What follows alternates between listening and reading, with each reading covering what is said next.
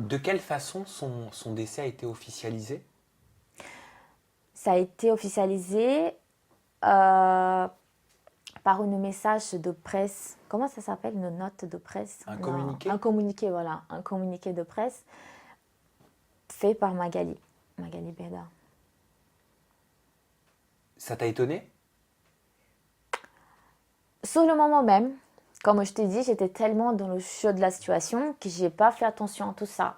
Mais après, quand j'ai pris un peu de recul, ça m'a choqué. Ça m'a choqué un petit peu parce que ça a été beaucoup plus médiatisé que le nécessaire. Alors que c'est un moment qui devrait être assez intime pour la famille, pour les amis, et que ça soit autant médiatisé, ça m'a blessée, mais c'était pas une décision, c'était pas à moi de prendre cette décision. Donc.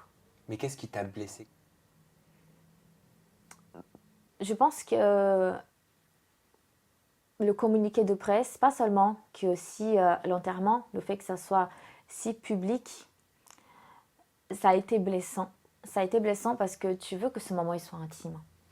Tu veux que ce moment soit réservé à la famille et aux amis, mais c'est pas moi de prendre cette décision, loin de là. Je fais pas partie de la famille, je connais très bien ma place, donc je peux juste avoir mon avis, mais pas participer des décisions et tout ça. Je suis même pas à côté de ça, mais le fait que ça soit aussi Magali qui a annoncé cette nouvelle à tout le monde veut que c'était pas quelqu'un de proche de Tom, c'était pas une amie, c'était pas quelqu'un de la famille, je trouve que c'était pas nécessaire. On aurait pu ne pas le faire.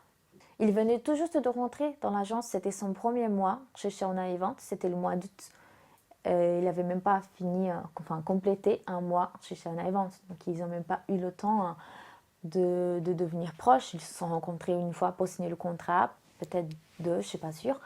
Mais non, ils n'étaient pas amis, pas proches. Un mois après Agda, tu as posté sur les réseaux sociaux le message suivant. Aujourd'hui, ça fait un mois que mon monde s'est effondré, que j'ai perdu l'homme que j'aime, mon repère, celui avec qui je voulais fonder une famille et vieillir à ses côtés. Bébé, même après 30 ans, ton manque ne cessera pas de brûler dans mon cœur. Je t'aime, mon amour, je ne serai jamais amoureuse de toi.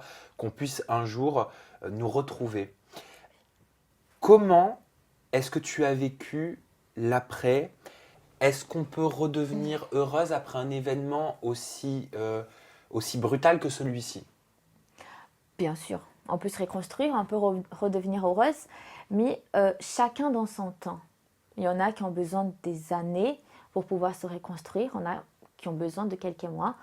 Moi, avec tout le vécu que j'ai derrière moi, tout ce que j'ai vécu dans ma vie qui m'a transformée d'une façon à m'endurcir, à me faire devenir quelqu'un de dur aujourd'hui, euh, je me vois pas attendre des années pour me reconstruire ma vie. Ça me ressemble pas. Je ne suis pas comme ça. Donc je savais que ça allait me mettre du temps, mais j'avoue que même moi, je trouve que je me suis relevée plus vite que ce que j'aurais pensé. Parce que ça m'a tellement atteint, ça m'a tellement mis au fond du puits que, que ça m'a choqué, enfin, ça m'a choqué de moi-même. Tu sais, Ça me ressemble pas. avec le deuil, on réagit tous différemment. Il n'y a pas de règle. C'est pas une formule mathématique. Par quelle étape t'es passé? Par quelle étape psychologique t'es passé suite à cet accident? Bah, la première étape, c'était celle du sacrifice. Je voulais changer complètement ma vie avec la sienne. Je voulais partir et, euh, et le laisser ici avec ses amis, avec sa famille. J'aurais fait n'importe quoi pour donner ma vie, pour Pourtant, qu'il t'es reste. maman, t'as une fille. Justement, je pensais à tout ça, t'inquiète. Je me disais, je vais partir. Ma fille ne va pas rester seule. Il y a mes parents, il y a ma soeur, parce que ma fille, elle appelle ma maman et mon papa, elle les appelle maman et papa, c'est pas mamie et papi. Donc, elle aura encore des parents pour s'en occuper d'elle. Je savais qu'elle serait pas seule. Et j'ai dit, bah, en revanche, Tom, il sera ici, avec sa famille. Ils vont vivre heureux pour encore très longtemps. Après, j'ai commencé à accepter, j'ai commencé à comprendre que ça ne serait pas possible, que je ne pourrais absolument rien faire. C'était pas possible de changer ma vie avec lui, c'était pas possible de faire quoi que ce soit pour qu'il revienne. Donc j'ai commencé à accepter que, que, c'était vraiment fini, parce que j'ai mis du temps. Et j'ai commencé à me relever petit à petit, mais pendant des mois, je suis restée dans mon lit. Pendant des mois, je prenais mon téléphone parce que j'étais obligée de maintenir mes réseaux sociaux parce que c'est quand même mon métier. Et je souriais devant la caméra, je posais mon téléphone, je pleurais. Je dormais pas, je voulais plus sortir.